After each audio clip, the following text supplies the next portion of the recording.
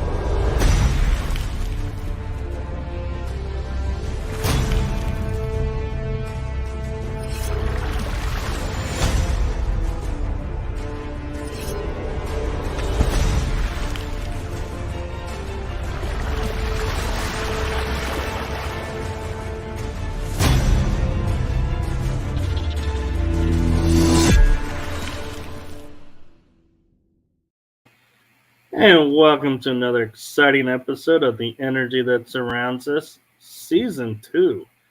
Wow, never thought I'd see that, but glad to be there. And I know those of you who watched Season 1 are looking at my guest right now and going, she looks very familiar. And you would be correct. We do have a returning guest with us tonight. The one, the only, the amazing Carina Hull. Thank you so much. It's almost a year to the day.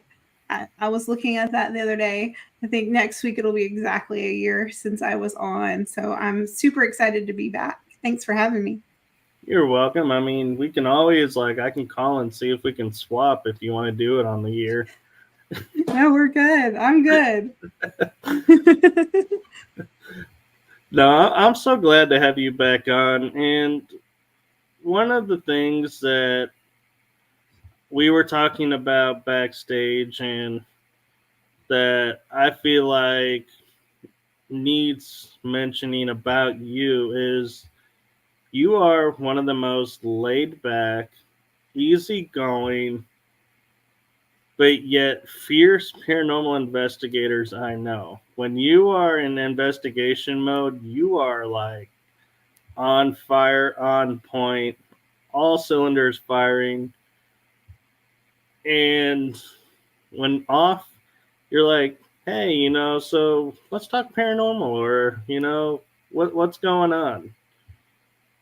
Yeah, I think that you have to, find joy in it, and there's no point in like getting worked up. But when I'm in the zone and in an investigation mode, and maybe there's some crazy stuff happening, I am in the zone, and I call it my warrior mode.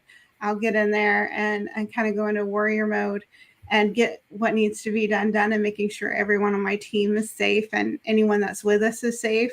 But after that, we like to have a good time and talk about what happened. And then also, just, I think what's great is we do like to have a good time and be laid back. And I'm probably one of the more easygoing people that you'll meet.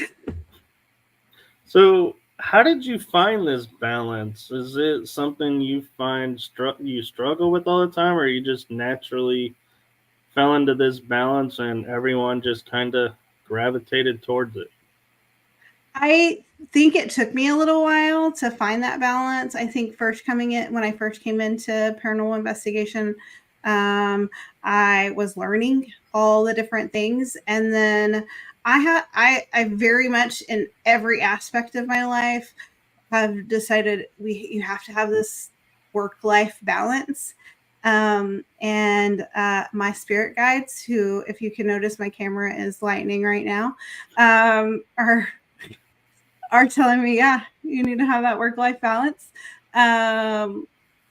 So I think I bring that over. And when I have such a great team, it's easy to do that with. We really are like a family.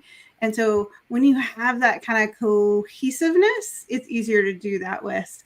Whereas if you're not as cohesive, sometimes it can be a little overwhelming. I feel like I've mellowed over the years. Wow. If what I'm seeing is the mellow you, I'm really curious to be like, what was pre-mellow Carina? You Because I'm like, know, wow. sometimes I can be a little type A, and I like structure in certain things. My guides are agreeing with me.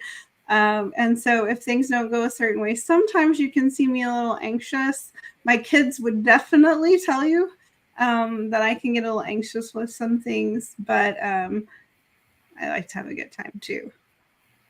Well, that's good. And as we talked about when you were last on the show, with you being a registered nurse, and you'll have to forgive me, I still don't remember what BSN stands for. So I have my bachelor's in nursing, and I'm working on my master's in nursing right now. Oh, well, congratulations on working towards that. Yes. So, one Um, thing I wanted to touch on, because I think we just kind of breezed over when you were last on, is being a nurse. You work in clinics, hospitals, and we all know there's paranormal activity there. There couldn't not be. What do you do to allow yourself to nurse and do your job while all of these spirits are sitting there saying, "You're a medium. You can see us. You can hear us. Tell us or tell our story. Help us." so I have learned how to block things out when I'm at work. And so not only do my background's not only my background's the emergency department. So currently I am one of our educators, but I learned I had to focus, and my guides definitely helped me to um, block things out so that didn't ever become a issue. There have been times in the past where things happen and you're like, okay, I am acknowledging you, but I'm at work and I really need to focus, unless it's something that you're here to help me with this patient. um, I'm acknowledging you, but I can't talk to you right now because people would think I'm pretty crazy. So, with that being said, is there like a technique or something that you could recommend to people who may not be in nursing or in the emergency field, but are mediums and are struggling to turn it off at the workplace? Absolutely. I will say that I struggled. This isn't a gift that I had from a young age. I didn't get this gift until I was in my 20s when my dad passed away. And once that started, it was like a floodgate opened. And so I really had to learn to focus on my guides to help me.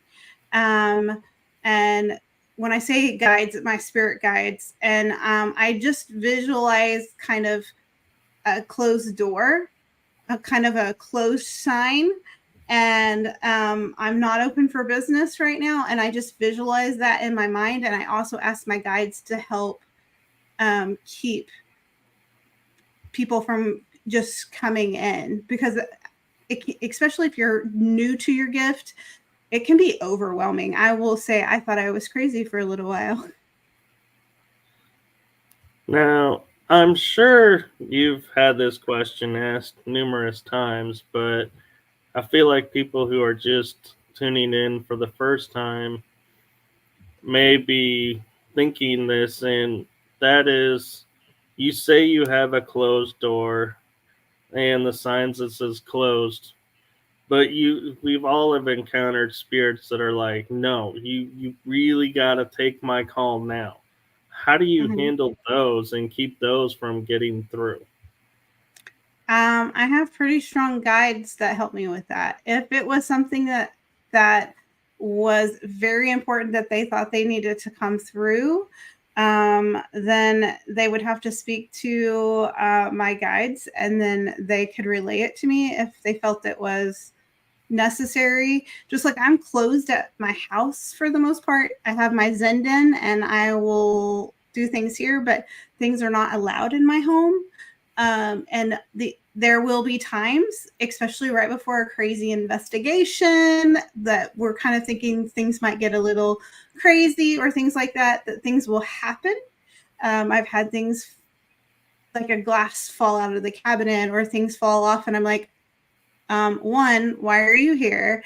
And two, what do you need to tell me? And then it's here's the door. You've got to go because this is my sanctuary. You're not allowed here. So, That's good that you had those boundaries and that you mm-hmm. have found the way to where your guides respect it and the spirits and beings respect them. Now, I've kind of got a question for you that I've been sitting on for, like you said, almost a year to the day. Okay. And I don't know if you've ever been asked this, but have you ever, in your mediumship, had not a spirit of a person, but say an alien race come through to you, or a being from the stars come to say, hey, we want to talk to you? I have not had that. I think I've talked with angels and I've had conversations with demons, but currently no alien beings. But my dad and I had, when he was alive, actually had conversations about that. He always would say, who are we to think we're the only people? It's one of the craziest conversations that I remember when my dad was alive, and it was about aliens. And he's like, we can't be crazy enough to just think God made us. So, Right. And and talking about movies, it's like, I don't know if you remember that movie Contact. mm-hmm. When the only line that really stuck with me through that entire movie was the line when he says, you know, this is a vast universe and it'd be an awful lot of wasted space if it was just us. And it's like, Absolutely. I when I heard that, I was like, yeah, pretty much can't argue that. It's like, why do we have Yeah, all these other planets, all these other galaxies, if we're all that's here? Because that I agree. is a lot of wasted energy. It would be. I mean, it would be very single-minded to think that we're the only race out there. I think because how many galaxies are out there? I mean, numberless, endless. So I think, yeah, I, I, Yeah. I think they're out there. I just have not communicated with them. So I'm curious too, because you just said that you've talked with angels and demons. Mm-hmm. What is like the conversations like? Is it like, do you feel by energy going, okay, you're angelic, you're demonic, or do you kind of hear the words and go, okay, wait a minute, this is going somewhere else? Yeah. So depends. So angels usually will let you know pretty quickly, and you can feel that energy. They're pretty strong. I actually have a guardian angel as one of my guides, so she makes herself known pretty well. When I go into warrior mode, she's usually standing right there next to me. And then with demons, they can be tricky. So sometimes they will act like there's something not so malicious and it can turn into that. But you can also feel the different energies as well. So they can be tricksters sometimes, and you have to really have some discernment and kind of really kind of investigate who you're talking to. So I I don't mean this to sound like I kind of feel like this is going to come out sounding wrong, but it's a little peeve of mine when people misidentify like just a negative, angry spirit and they call it demonic. Oh no. How do you determine what's your criteria before you will say yes? I'm talking with the demonic spirit. So when they're trying to cause physical or bodily harm to someone, I will say that is usually typically demonic. Usually if you start getting a sulfur smell, things like that. I don't automatically go to that because I think that spirits are as in death as they were in life. So if they weren't very nice in life, they're probably not very nice in death. So I don't automatically. I'm one of those that will not say everything's a demon. So it takes a lot for me to get to there, but I definitely have encountered them. I've probably been scratched, poked, punched by a lot of things and smelled quite a bit of sulfur. They don't tend to like me very much. Can't imagine why. So, with saints and sinners, when you're on an investigation and let's say something demonic, really dark, does come in to the area that you're at, what's your like? Do you have a protocol or like something that you can do to alert everyone that hey, this presence is here, and these are We the measures we need to take? So if we start having those type of things, we'll have a quick team meeting, and we have radios. So if we have different team members in another area, we will call everybody to what we call our grand central. It's usually where our cameras and stuff are set up, and we'll have a conversation. Hey, what's going on with you? We're kind of smelling these things. And it really depends on the location. If the location is a location of a private, like a private home, then we are probably going to have a discussion, get out our Bibles and pray and our sage and things like that. If it is a location that people want this there, we may leave. Because we have had team members attacked and nearly oppressed at one location that we went to, but that location in particular had like some Nordic pagan paintings on the floor. So the owners of that location wanted it there, and we decided for the safety of our team members that we decided to leave. You know, I gotta say that's really cool that you do that because I know there are so many like teams like trying to make it big on YouTube that they would do the exact opposite. They would try and take it on and be like, "Yeah, let's get the footage." And no offense to them if that's what you want to do, great, but I personally, in my opinion, am like you and saying the real paranormal investigators are the ones that'll walk away and say, Mm-hmm. nope, I'm not taking you on. You are not worth Yeah, it to it's me. I'm not risking the team.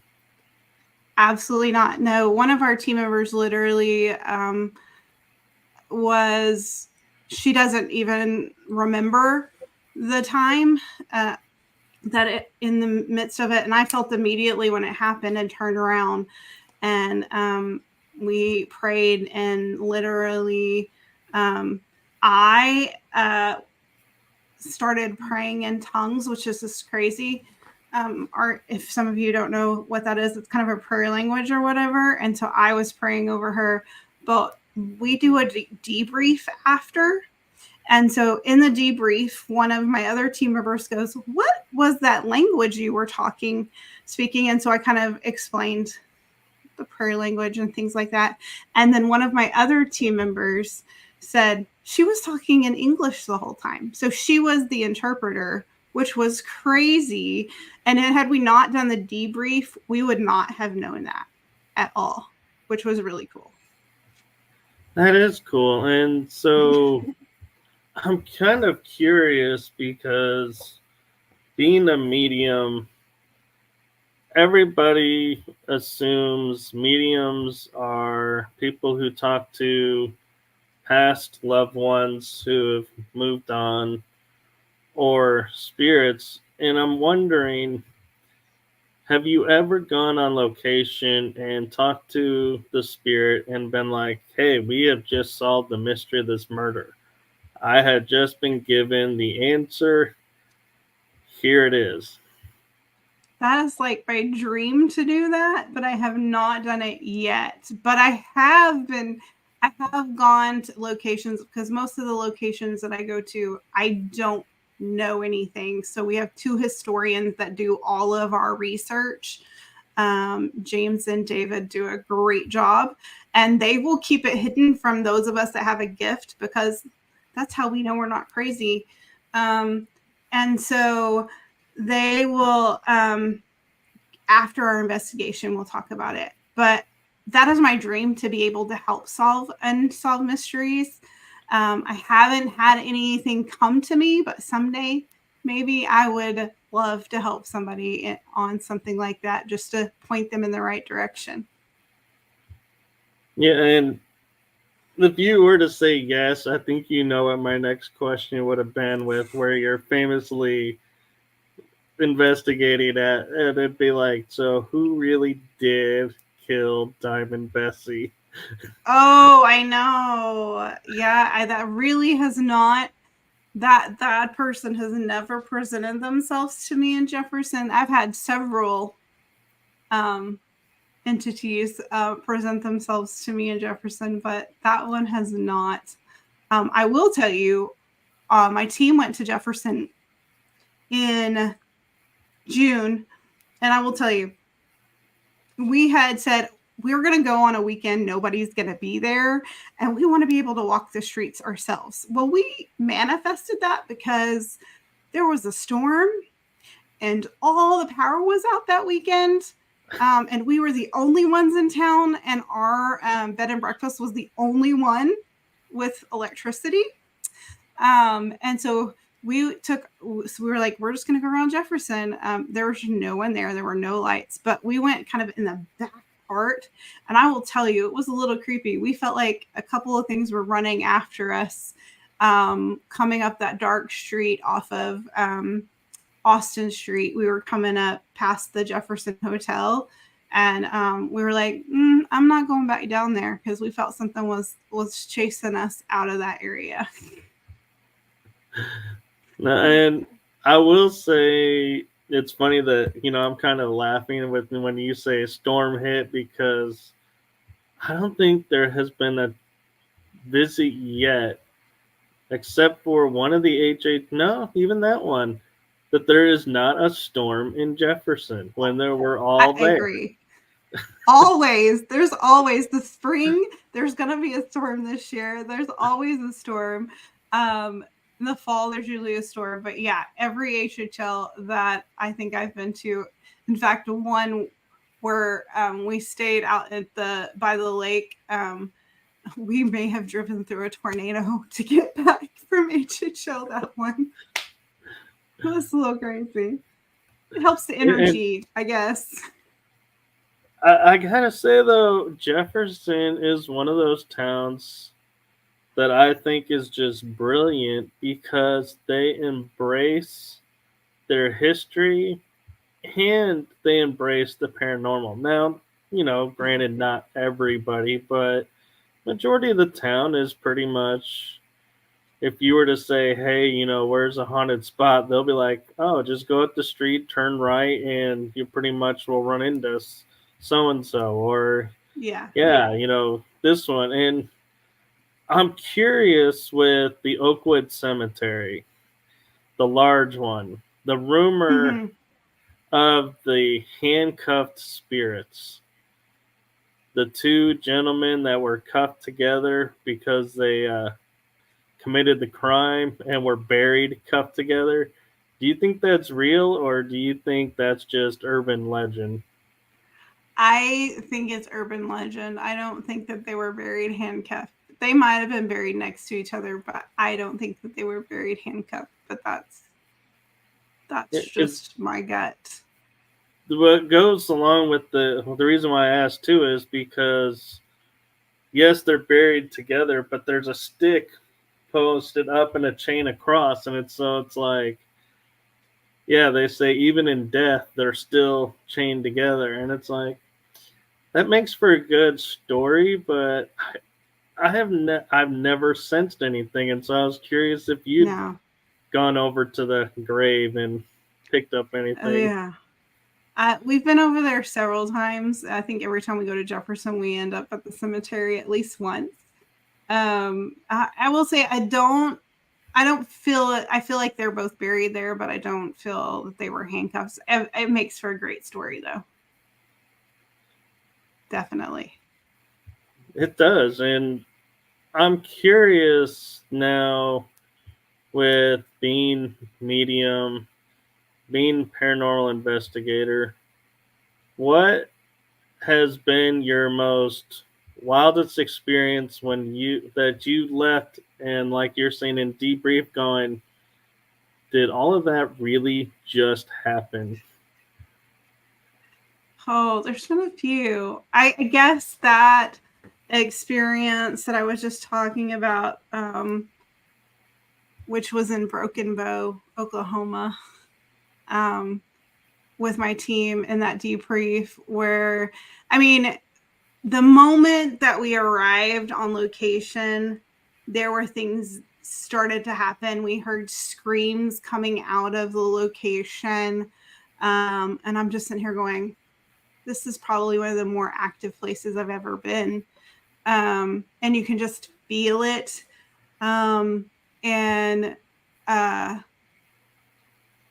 just every single team member had something happen to them. Um, Still trying to go through all the footage. I'm going to be honest with you from it because there was just so much, and we left early. Um, but I think in debrief, we got even more from the stories that we weren't there. That's why I think debriefing is so important after an investigation, because in the moment, you can only get what's going on right then. If you don't debrief with your team, you don't know the whole story of things. So I think that's probably the craziest one. I think that I had a couple of people scratched there and screams. And as soon as we left, there were screams coming out of the building. And there was another team there with us that night. And they said when they left, also, they were hearing screaming and things from the building, which I just thought was insane. And if it's the Um, location I'm thinking of that's there, yes, I could definitely agree with that. That it is mm-hmm. highly active. We've had music that everyone tried to say, "Oh, it's from across the street," and I'm like, "Man, wouldn't it be sounding No. as loud and clear, and doors opening and closing that you can Yeah. never find?" Yeah. Doors opening, closing, getting touched, getting grabbed. Um, and like you would think that the shadows were playing with your eyes, but no light was moving. So there were definitely shadow people moving around. Um, and it's such a maze in that location. So every time you would go around somewhere, there were different. And I will just tell you, that location made me physically ill. So sometimes when things are really kind of can get negative, I tend to get a little bit physically ill from things. I start feeling nauseous and things like that. So I have to step out sometimes. Did all your equipment work after you left there? It was all drained and we were not there very long. It was all like a couple of our cameras were completely drained. Our SLS was completely drained. Um, uh, our recorder was erased. I Wow. don't really know how that happened. Yeah. The reason I Just lost one asked of my head. the reason I asked about equipment malfunctioning is one of my trips there, I had a body cam on, and I went into one of the rooms and was face to face with a white mass that just disappeared. And the body Mm-hmm. cam, the second I entered the room, stops recording. So it only recorded 23 seconds. And Mm-hmm. then when I leave the room, it starts up the next 5-minute clip. But Oh, that. it Uh, erased and stopped the recording. And I asked a couple of my friends that are paranormal investigators, that are police officers, and go, does a body cam ever just stop recording? And they said, no, something has to turn it off. And mm-hmm. after that night, my body cam never worked again. I would What? plug it in, and it would show charging. I'd go to turn it Yeah. on, and it would say dead battery. Oh wow. Not now. None of our equipment has not worked since, but we did have a similar kind of experience with our cameras in the Hill House in Gainesville. One of our investigators, a group of our investigators were in the back room, and all of a sudden they see this bright light come on, like huge bright light. And I'm sitting at Grand Central watching the cameras, and that camera goes out. And I'm like, hey guys, check the camera. Did y'all step on the cord or whatever? And all I can hear them going, oh my gosh, are you getting this? Are you getting this? And I'm sitting here going, I'm not getting anything because the camera is out. And so they get this huge bright light that's following them.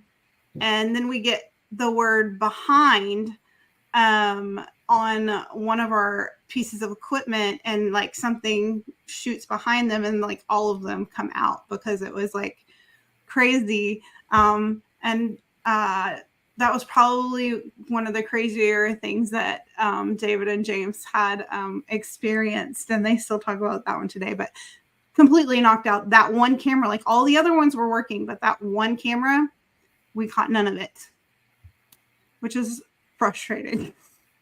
And the story of every paranormal investigator I out there. know, it's like the fish that you caught, but it got away. I don't know. Now, I'm curious.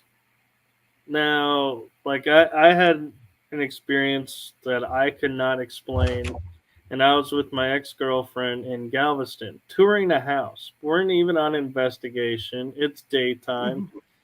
Mm-hmm.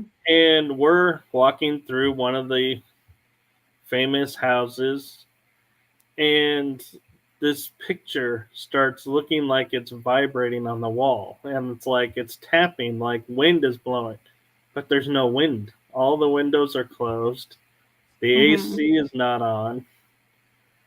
It's, February, early February. You don't put the AC on in Texas because that's our No. cool weather. And so Yeah.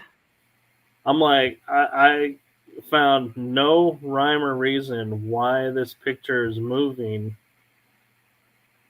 And it was a portrait, I believe, of somebody of the home or of Galveston. And so I was like in the back of my mind thinking, yeah, you're a paranormal investigator, so they're going to be like, hey, we're here if you want to talk.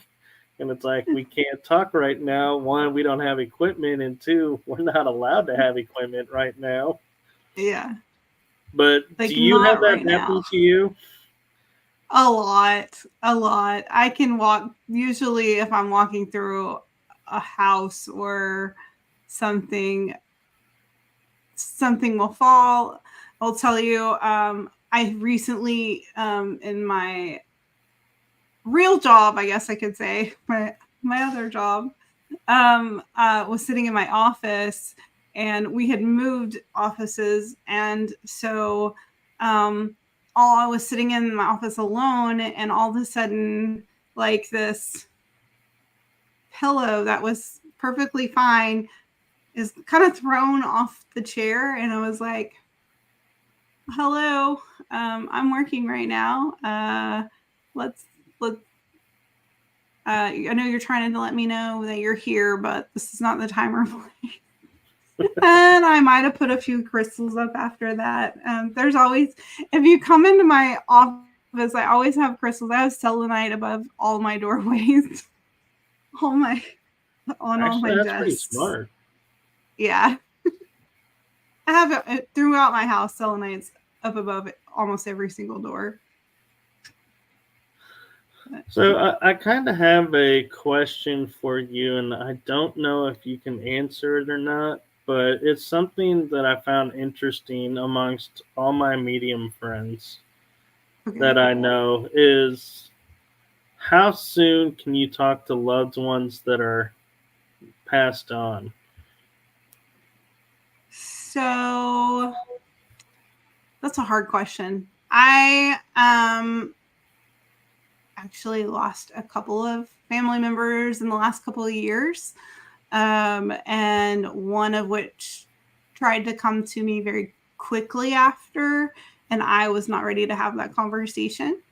Um, but it just depends on how close you are to the situation, because sometimes you want to so bad, and spirit's just not going to let you have that conversation yet.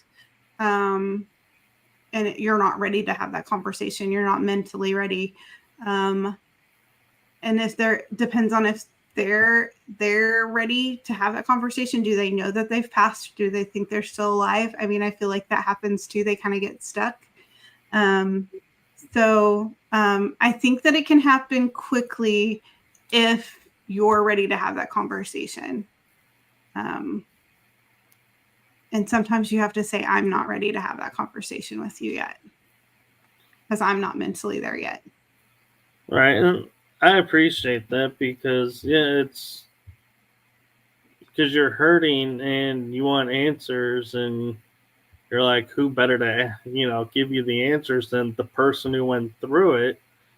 Mm-hmm. But it's like, I feel like, yeah, some of the people who are like, you have to wait. It's like, why? Why do I have to wait? Or those that get it right away. It's like, wait, well, and I start to wonder, is the information coming right away because spirit's just trying to appease me and I'm not really getting the information that I'm really supposed to be getting? Or is it, Yeah. you know, because of, like, say, having a metaphysical background, different rules apply, and yeah, you can reach out and start communicating a couple days after. Mm-hmm. I think that it really has to do with both the spirit and you.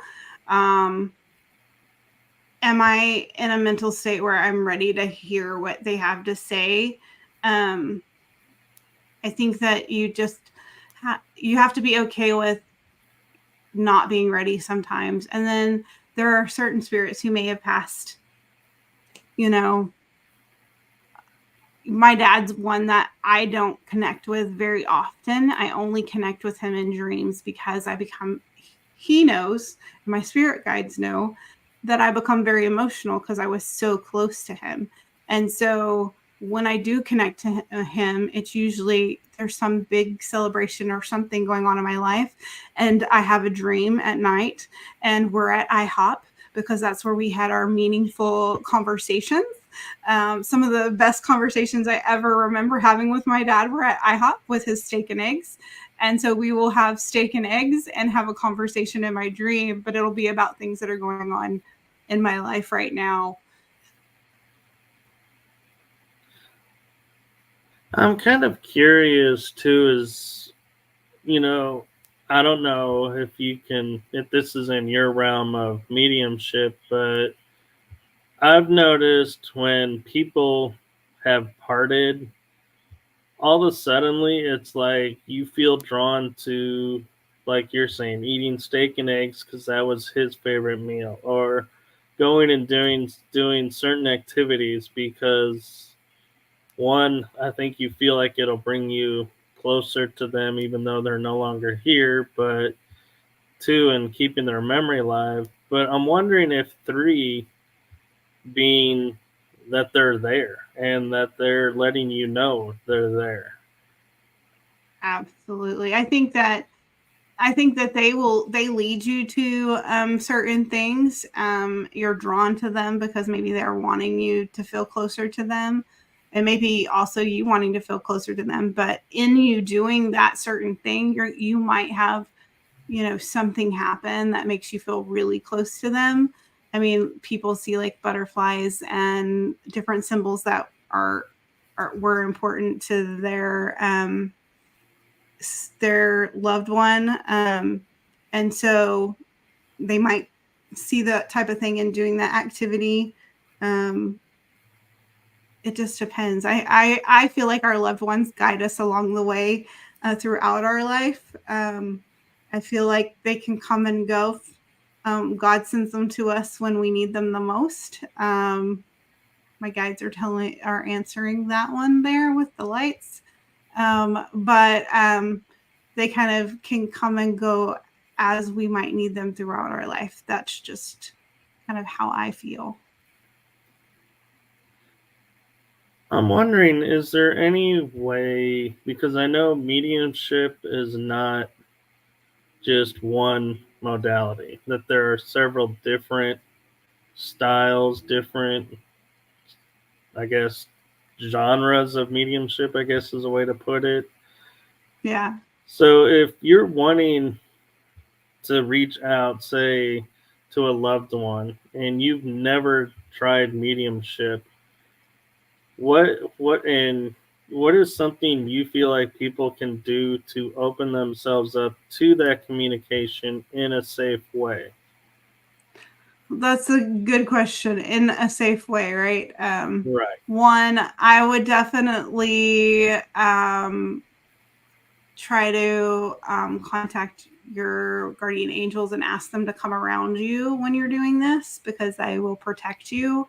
I would never ever use a Ouija board because you can open yourself up to other things, and so that's just my thing. I would say concentrate on that person and think what you would like to say to them, or you can say it out loud.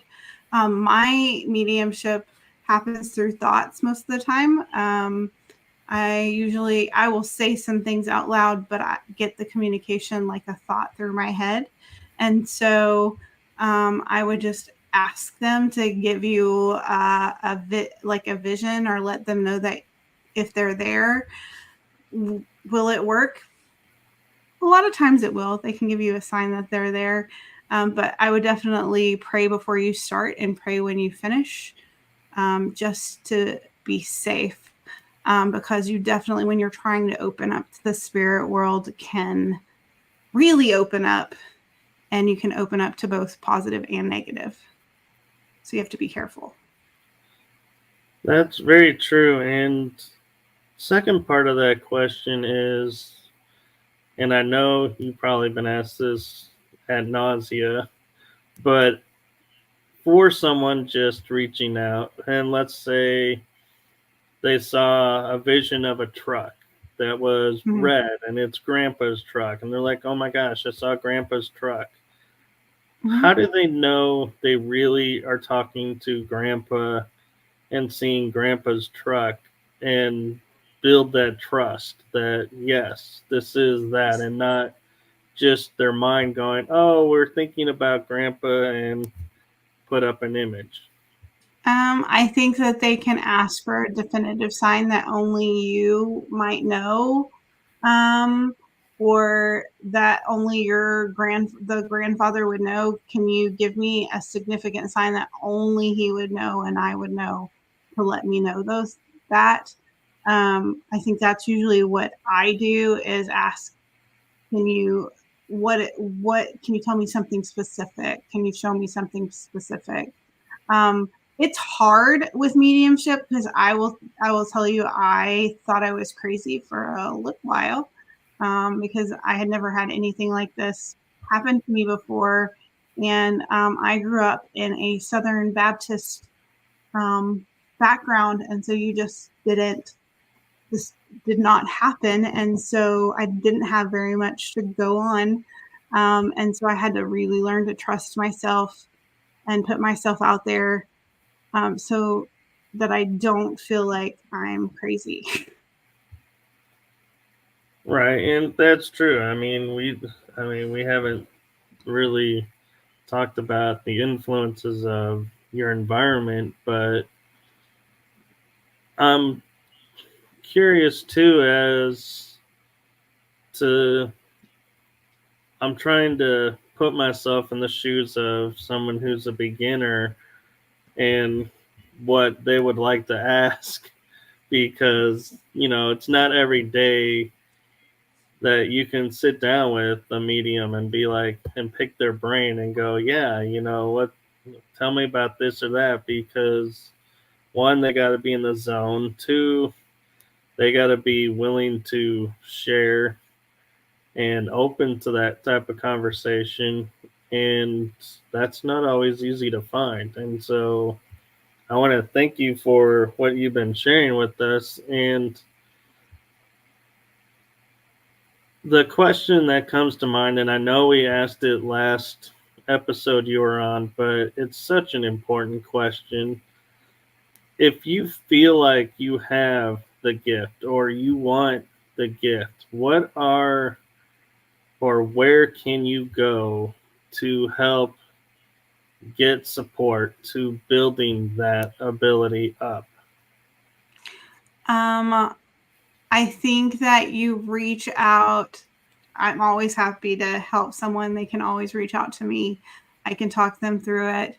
Um, there are several great mediums out there that can help grow you. That's what I did. I went searching on the internet and was like, what's going on? Because the things I'm seeing are coming true, and I don't really understand it. And so actually sat down with a medium and they were like, because you have the gift and it's kind of going to the next level and things like that. I think finding someone you trust to talk to about it. Um, I I remember going to my sister saying, "This is happening," and she looked at me really funny when I said I talk to dead people. But then we really started talking, and my sister Tracy, I didn't actually meet her till I was in my 20s, and if you know Tracy and I, we're the Southern Spirit Sisters, so we're super close now, and so you would never know we didn't meet until we were in our 20s. But the first time I told her that, and then when she got married, I actually wrote a note that was not in my handwriting. That was actually from her grandmother that passed away, and gave it to her. I think that was when she realized I wasn't crazy. And so then she is definitely someone that I can talk to. I also have another sister who is very gifted as well, and so and she kind of went through the same thing as I did about the same time I did, but I'm a lot older. She's my baby sister, and so we just dealt with it differently. But I think you have to find your people that you trust to talk about and journal everything. I think I journaled so much because you never know what you're getting if tomorrow, a week from now, a year from now, maybe uh, supposed to go to somebody you're talking to. So I journaled a lot. That's really cool, and yeah, that's great advice to journal and to keep everything. And I'm curious if, because a lot of mediums that I've talked with that I've really gotten to know, like you and a few others, and you know, I'm not a medium, but I have channeled, and Mm-hmm. there are family members who have done it as well. Do you find that it kind of is like it gets passed through family lines, or do you think it's just a I fluke? I think it does get passed through family lines. Does every family member get it? I think that every single one of my sisters has it to a degree. It's just whether they accept the gift or not or block it out. Um, I will tell you, both of my children have it to a degree. My son, probably a little bit more. Um, but again, if they're open to it, if and they may or may not be open to those things. But I do think it goes through families for sure. Right. And by no means am I saying if your family has no skills in mediumship to even attempt to try it. No, I'm just Mm. wondering if it's maybe somewhat easier and more, like naturally connected because it's in the line and being passed down, or if, Potentially. because I kind of feel like everybody has it, but not everybody turns it on. I agree with that. I think everyone has a gift to a degree. It's just how you tune into that, or how, if you want to turn that on or not. I think that to a degree, everyone has a little bit. My husband would say he doesn't have any. He's our team skeptic, but um, he did. I will have to tell you the story, because we were at an investigation. He really hadn't gone with me a whole lot until I started Saints and Sinners, and he started going with me. We went to a location. I knew nothing about it, and it was the first time that really he had ever seen me read a location or do anything. And he didn't say a whole lot during the investigation, but we were driving home. It was about a 3-hour drive, and he goes, "You really didn't know anything? Like, how did that work?" Like, he was very interested and intrigued then. Like, I've talked to him about it, but he had never really seen it. And so he was very intrigued after that. And he'll be like, "I don't know how she knew that, but." No, that's cool. And I love stories like that because those are the ones that it's like, yeah, I mean, we can easily say, oh, this happened, and I saw it and I witnessed it. But when somebody who has no exposure sees it and witnesses it, and it's like awestruck, then it's like, yeah, that's a feeling. I'm like, that's like even stronger than any euphoric state I've ever seen. Yeah. He's like, he'll still tell us that everything's a raccoon under the house, but he doesn't understand how we can pick up certain things. Like, because I think it's the great thing about our team having our historians who do all the research beforehand, that have it, and they kind of share it just with the group and not with those that are trying to pick up on things. Um, for it's confirmation on both ends, like we're getting the information, but like for our skeptics, they're like, there's no way they could have known that, like we didn't even know that. Like for him, he would not have even known it till we got to the location. And so I think that's a great way to kind of build people in on your team who have gifts, is to kind of have those people that do that. We have several with gifts on our team, and we're always pushing each other out of our comfort zone. No, that's a good thing. And I'm curious, like you're saying, having the historians on the team that are able to look up information and everything.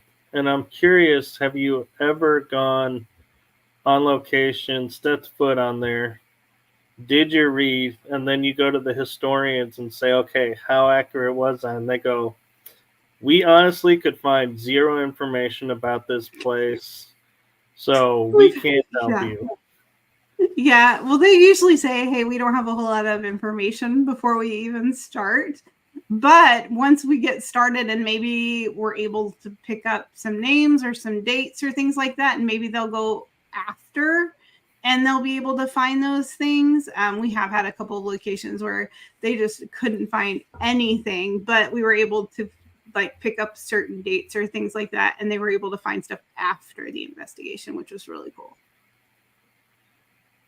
So I'm curious in those aspects when like the historians and everybody is complete blanks. Nobody has Hmm. any. Do you find that the investigation has a different feel and a different like energy to it, or is it the same just like any other and I think just I think it's the same because we go into every investigation with the same mindset. Um, is do we think that every place we go is haunted? Absolutely not. We will find everything that would probably cause those things outside of paranormal things, and then kind of, even if it's the possum underneath the house. But I would say definitely we try to go into it the same mindset each time, whether we have information or not. I think our team is pretty cohesive where we kind of just talk through it. This is what I'm feeling. I'm not feeling anything. Let's move on. We do not have to go to 2 a.m. For an investigation. If the spirit stops at 9 o'clock, we will stop at 9 o'clock. like, yeah, I drove 6 hours for a 1 hour investigation. All right. Yo, I'm telling you, yes. Sometimes the after party is even more fun. There you go. So we're getting close to the end of the hour. So you mentioned people being able to talk to you if they had any inkling or interest in building up a gift. So how can people find you? So you can go to the Saints and Sinners Spiritual Investigation Facebook page, and you can just message me there. Um, that's probably your best bet. And I can set up an appointment to talk with you. If you would like a private reading, I'm happy to do those as well. I do those every now and then. I can do them virtually or in person. Um, but yeah, go to Saints and Sinners Spiritual Investigation Facebook page, send us a message, um, and I can definitely um, talk with you. That's where you can find me most of the time. So what's coming up for you and Saints and Sinners that you can share? Oh, we are working on a couple of things. We're talking with the USS Lexington right now. We're hoping to get on the USS Lexington this year. We just had our big team meeting a couple of weeks ago, so we have some feelers out. We're also talking about potentially going to the Sally House in Atchison, Kansas, and I'm super excited about that because the whole town's supposed to be pretty haunted up there. Um, and then we have a couple of private investigations that people have reached out, which is that is what we love to do. Going to the things that everybody knows are haunted is fun, but really what we want to do is help people who have things going on at their homes. And we have a couple that potentially will be coming up pretty soon. We've done some walkthroughs and kind of talking with the families and things like that. So if you have any of those, we would love to help you. Our mission is to bring light to the darkness, and we love working with people in their homes to help them understand what's going on. Very cool. And so something I'm toying with that I may start doing in on some of these shows is I got a question for you that has nothing to do with paranormal whatsoever. You ready for it? Okay, I'm ready. After party, cake or pie? Oh, I am more of a pie person, but our team likes biscuits. We save our biscuits from the morning and eat biscuits at the after party. Don't they kind of get hard though? I always just stick them in the microwave for a couple of minutes. But yeah, we'll eat biscuits. It's kind of become a tradition. I'm trying I to know it's weird. picture breakfast biscuits Uh huh. reheated and pretty much being reserved as breakfast at the after party. It definitely is. You know, our team members started it when they came to their first HHL. They saved their breakfast biscuits, and they had them after the investigation. And so when we started our team, we kind of just kept doing that. So we usually make extra biscuits in the morning when we're making our breakfast, and we'll have biscuits. So what do you like have a smorgasbord of stuff to put on the biscuits, or you just eat plain Usually biscuit? butter and jam. If there's any gravy left over, because you know we're from Texas, we like our biscuits and gravy. We might put a little gravy, but it's usually butter and jam that we put on it. And just that's what when our debrief happens is over some biscuits. You just opened up Pandora's box on gravy. Because are you one of those country, like the white paste gravy, or are Oh yeah. you the party that goes, gotta have the sausage in it? Oh, I prefer to have sausage in it, but I could do it either way. I mean, my dad would make SOS, and so it would just be bread and gravy that we would eat. So, um, I could eat it either way, but I prefer it with sausage. I do too. I'm like, when I go to places and they're like, yeah, we had biscuits and gravy, and I'm like, there's no sausage gravy. Where's the biscuit and gravy? Yeah, if there's no sausage in it, is that really biscuits and gravy? I don't know. Well, thank you, Karina, for coming on again and sharing with us your gifts. And I hope you had as much fun this time as you did the first time. I did. I appreciate it. I had a lot of fun. I always do. So, any big plans for Valentine's Day tomorrow? Oh, you know, I'm probably gonna go shopping for my daughter's birthday because her birthday is the day after. So, me and my husband are gonna just relax, and then my daughter will be coming in because it's her 23rd birthday on the No way. 15th. So, yes. I'm a 27-year-old and a 23-year-old. So, I know I've said this before, and I know you told me this before, but I'm still like, there's no way you have that. I started I'm not really calling you young. a liar. I did start when I was 18, but you know, Still, you don't look it, man. I have really good genes. My mom passed out on some really good genes. All right, well, thank you for coming on, and thank you to everyone watching the show and those of you who hit the like button.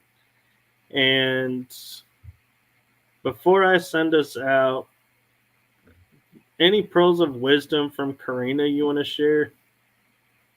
Any pearls of wisdom? Um, Never say never, and always follow your heart and your gut. If your gut says do it, do it. If your gut says don't go there, don't. All right, you heard it there.